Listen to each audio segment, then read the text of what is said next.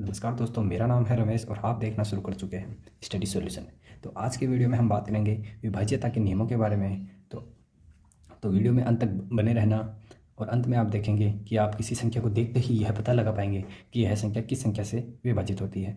तो चलिए शुरू करते हैं। तो दोस्तों, सबसे पहले हम देखते हैं 2 की पावर n की विभाज्यता का नियम। तो जिस किसी संख्या के अंतिम n अंक 2 की पावर n से विभाजित हो जाते हैं, वह संख्या भी 2 की पावर n से विभाजित होगी। जैसे इस प्रकार से 2 की विभाजकता के लिए अंतिम एक अंक 4 के लिए, मतलब 2 की पावर 1 हो गया ये 2 की पावर 2। तो जितनी घात उतनी अंतिम अंक।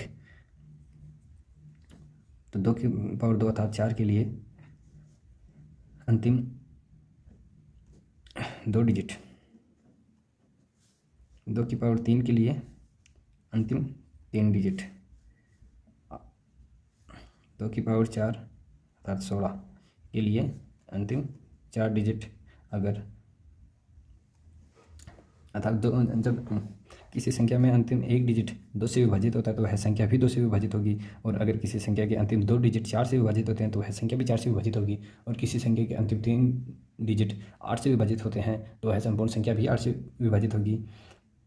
और इसी प्रकार किसी संख्या के अंतिम 4 डिजिट 16 से विभाजित होते हैं तो वह संख्या भी 16 से विभाजित होगी। जैसे हम कोई उदाहरण लेकर देखें तो 1448 लेते हैं। इसे हम 8 का ज्ञात,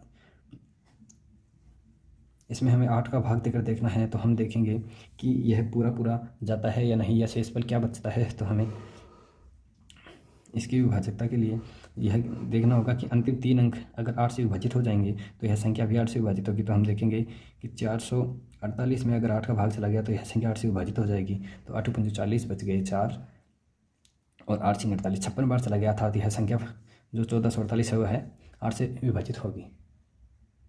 इस प्रकार हम 2 की अलग अलग पावर्स के लिए डिविजिबिलिटी रूल्स को निकाल सकते हैं इस नियम की सहायता से। तो दोस्तों, अब हम देखेंगे 3 तथा 9 की विभाज्यता के नियम के बारे में। तो 3 तथा 9 की विभाज्यता का नियम होता है कि किसी संख्या के समस्त अंकों का योग अगर 3 अथवा 9 से विभाजित हो जाता है तो वह संख्या भी 3 अथवा 9 से विभाजित होगी। जैसे हम कोई संख्या लेकर देखते हैं, जैसे 842 लेते हैं। हम 842 लेंगे तो हम इसमें 3 का भाग देकर देखेंगे तो 3 का प्रत्येक अंक सभी अंकों का जो सम आएगा उसमें अगर 3 का भाग देंगे और वो पूरा चला जाएगा तो यह संख्या भी, तो हम देखते हैं 8 और 4 12 और 2 14, 14 में 3 का भाग नहीं जाता है तो यह संख्या भी 3 से विभाजित नहीं होगी। और हम 9 का भाग देकर देखें तो 842 में अगर 9 का भाग देखेंगे तो 8 और 4 12 और 2 16, इसमें 9 का भाग भी नहीं जाएगा तो ये 9 से डिविजिबल भी नहीं होगी। इसी प्रकार अगर हम कोई और संख्या देखें, जैसे 723 देखें तो हम इसमें 3 का चेक करें पहले।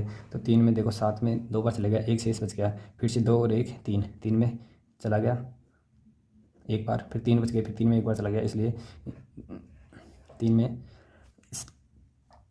3 का भाग देने पर कुछ भी शेष नहीं बचा है।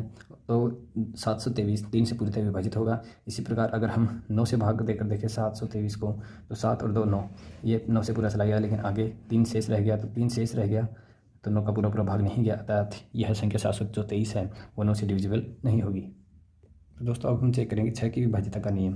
तो 6 से कौन सी संख्या विभाजित होगी? तो वे संख्याएँ जो 3 और 2 अर्थात 2 और 3 के विभाज्यता के नियम का जो संख्याएं पालन करेगी वे सभी संख्याएं 6 से भी विभाजित होंगी।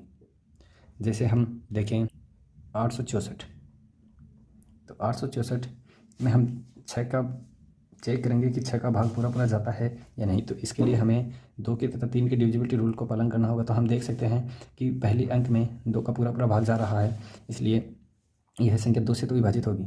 और 3 से चेक करेंगे तो समस्त अंकों के योग में अगर 3 का भाग जाएगा तो जैसे 8 और 6 14, 14 और 4 18, तो 18 में 3 का भाग 6 बार चला गया तो यह 3 से भी विभाजित होगी, अर्थात यह संख्या 6 से भी विभाजित होगी।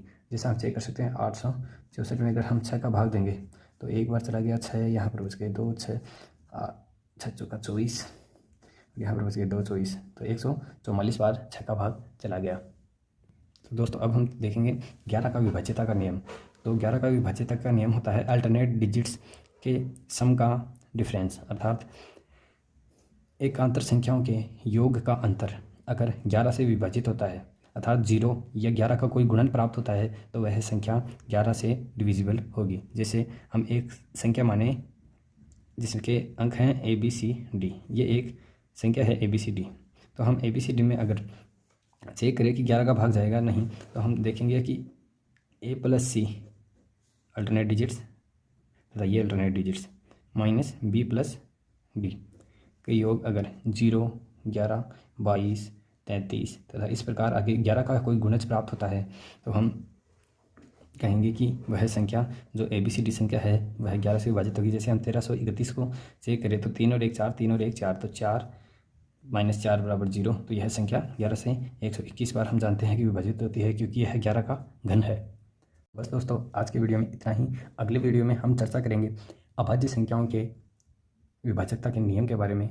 तो धन्यवाद वीडियो में अंत तक बने रहने के लिए।